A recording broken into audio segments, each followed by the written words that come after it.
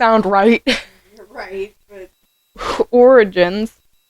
When Prince Albert of Was Germany... What, did you just say was in Canada? No, I said he was in a can. But anyway, go on. Prince Albert of Germany. Oh, okay. Got a tree for his new wife, Queen Victoria of England. It really took off across the pond. A drawing of the couple in front of a Christmas tree appeared in Illustrated London News in 1848. To use modern parlance, the idea went viral. Yep. Yes, it did. Or in theory. In theory. I have my own theory about Christmas trees. Oh, yeah, we gotta talk about your... Yeah. Maybe. Fact number 5. Saint Nick was more generous than jolly. You probably already knew the idea of Santa Claus came from Saint Nicholas. Did you know that... The saint wasn't a bearded man who wore a red suit. That tradition came much later in the 4th century. The Christian bishop gave away his large inheritance to the poor and rescued women from servitude. In Dutch, his name is Sinterklaas, which later morphed into Santa Claus in English. Cool. Yep. And Kate, from Ignorance Was Bliss, Kate's husband is the only Dutch person we know. So, thank you, Kate's husband. Yeah. You said that before the Dutch fact. No, because you said that Sinterklaas was Dutch. Did I? Oh, yeah. Dutch did a lot of things for Christmas. Thanks. So, Sinterklaas. Which you know if you have ever watched the original Miracle on 34th Street.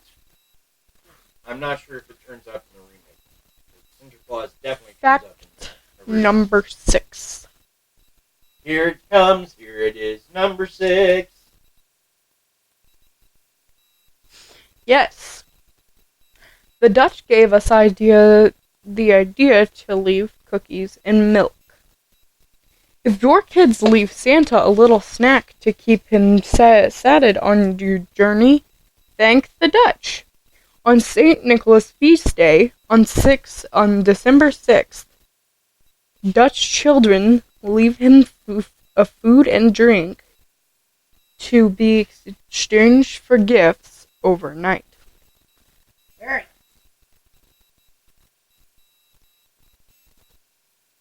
Now, And he leaves coal in your shoes, which is a weird place to leave coal. You'd think that would discolor your socks if you had coal in your wooden shoes. no, just no. Krysta said no. No, it's called a stocking, and if you don't have that, of course he's gonna put coal in your shoes. You don't have a stocking. Yes. and He it's gives gonna you get candy in your stockings. It's gonna He might get- as well put coal in your shoes. Gotta balance it out. Even Yeah, Santa right. Claus knows that. Just saying, it would discolor your socks. Especially if you wear white socks. Don't wear white You socks. can't wear white socks, you gotta wear black socks. They Exactly. Never get dirty. The longer you wear them, the blacker they get. Exactly. Then you can never tell. Kind of gross. Wash them in a washer and dryer. But it's not wrong, and that's the point. Okay. Oh, to everyone who has white socks, I apologize. So, And you are let's very talk Christmas brave. trees. Because Krista's facts, while well-intentioned, are not well-researched. Oh my god, yes they are. Yeah, no, Christmas You- facts are well researched. We're a little concerned about some of It's yours. the opposite, Father. Because I have done my own looking into the Christmas tree tradition. you mean looking into a Christmas country? We're already Green burning rice? him. Please calm down. We did that last time. Let's hear him and then Okay. let's say our stuff afterwards. Okay. So you want to know where the Christmas trees come from and why we have them. I will explain. It all starts with Groot. Groot was the first Christmas tree. No, Groot wasn't. Yes, Mom? yes, he was. Mom, Because he lights up. Mom, we can say our word afterwards. Hold on, I want to hear this. Groot lights up, so he was the first Christmas tree. And then he went to Middle Earth. He had to go back in time to go to Middle Earth, where he gathered with other trees. And those trees, he taught them how to light up, and then he taught them how to whoop butt. And they beat the orcs. And so, in Christmas, we celebrate how the Ents defeated the orcs. It's a celebration Jeez. of Middle Earth every year. And that's why I like Christmas. Okay, Mom, now you can say it.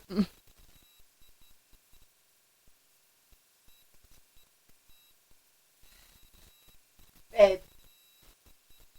We love your sense of logic. But this is not it. This is awesome. You No, did it not. makes perfect sense. No, Yes, hold because- on. Hey, you said your part, now it's time to say ours, okay? I've let you talk, now you let me talk. Your sense of humor is fantastic, but that is not how it worked. You did not research that. But Groot lights up. Christmas No. trees light up. No. There's connection. No, there is not. Groot lights up because that's just him. On a Christmas tree? You have to light that up yourself. It's hard work, okay? Yes, which is why. No. Because Just- not everybody no. can afford their own Groot. So we have Christmas trees in place of him. Do these guys look like they have Groots who light up in their houses that are 6 foot or 8 foot? No? Okay. Groot is I don't short. even know where you're trying to point here. Well, I know what I should try. Or maybe we should try. Okay. We should try a word from our sponsors Yeah. And maybe a present.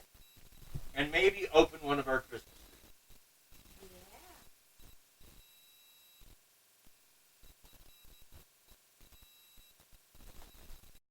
Hey, it's Caleb from the Paranormal Burrito. I just wanted to wish everyone a happy Easter. I hope you guys are having a great springtime fun. And again, this is Caleb from the Paranormal Burrito. Happy Easter, guys. Alrighty. That's so much fun. So, one of my favorite Christmas stories is A Christmas Carol. I love that story. So good. Yes. Yes. And yesterday, you specifically told us that you like, The Watch- Flintstones? yeah, the Flintstones. Yeah, it was Christmas Carol. good. It was funny. Yeah, Fred dressed up as Ebenezer Scrooge. and everything. Yes! And he was such a good part, too. Yeah, it is believable. Honestly, I feel bad for his kid, though. Evelyn? So, wait. What? Why don't we just talk about the Mort from Ork Christmas Carol? Or No. all the other horrible ones I TV didn't- is... I didn't remember Mork and Mindy doing a Christmas Carol episode. Yeah, but, no. You know, I was No. a little young then, so... No, we're not talking about that. We're talking about the Flintstones here, and it was a good movie. You can kiss my butt if you don't think otherwise. Alright, but in any case, so, yeah, the actual Charles Dickens novel. That was the best. I read that. We read that in class. Hi, Miss Vernicus. And, it was really good. Excuse my, That, that has been Gas. redone in many different... You know what's sad about it, though, honestly? Yeah. Is that Charles Dickens wrote it just for money. He wrote it in a very short amount of time. Like, just That's a sad. handful of days. Just wrote it for money. He didn't think much of it at all. It would surprise him that it has gone on to become the classic that it has. Yeah. It's okay, though. It's a good story for Christmas. Actually, I think I'm going to be watching The Muppets Christmas Carol when we get out of this. That's a good version. I love that. I love that version. That's my favorite version. My favorite is still the one with Alastair Sim, which is an older one. But Well, and the one with Patrick Stewart is good. one with Patrick Stewart is good.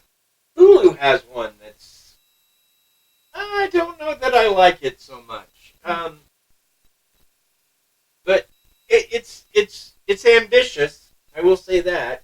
Ambition. It's quite ambitious.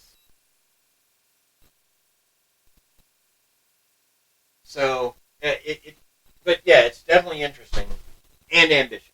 Anyway, but yeah, Alastair Sim's my favorite. I've watched that. Of course, there's Scrooged with Bill Murray that I absolutely love.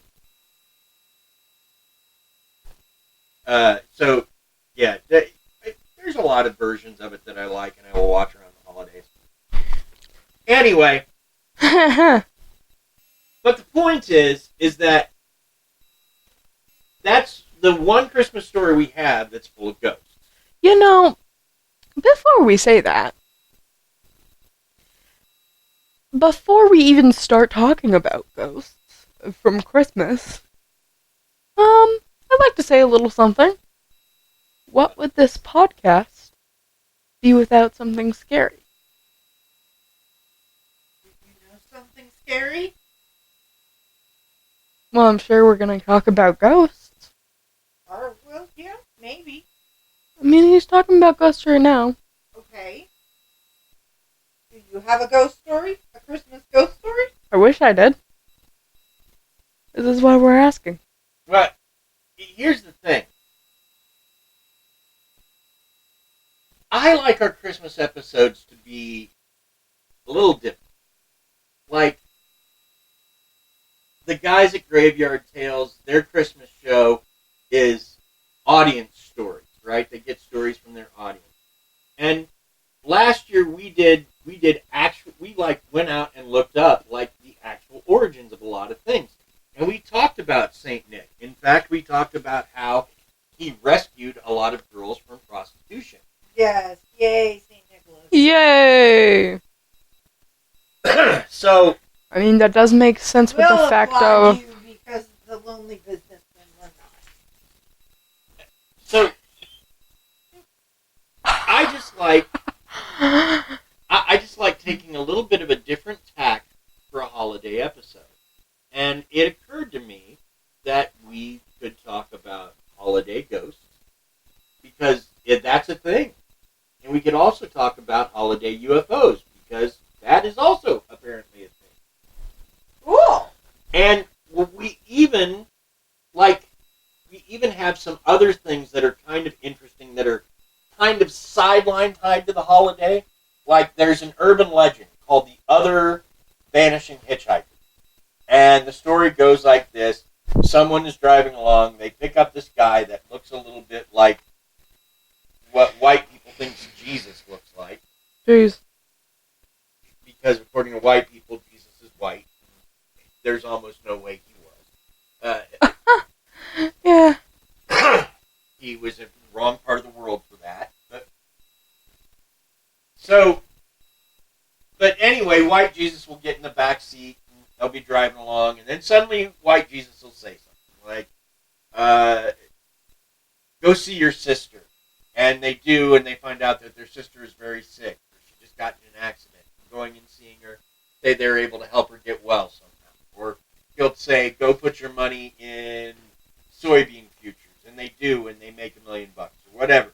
It's always, he says something kind of prophetic, and then he vanishes. But that the idea is that they have picked up Jesus, and Jesus is the hitchhiker. Interesting. So Let me tell you something. In this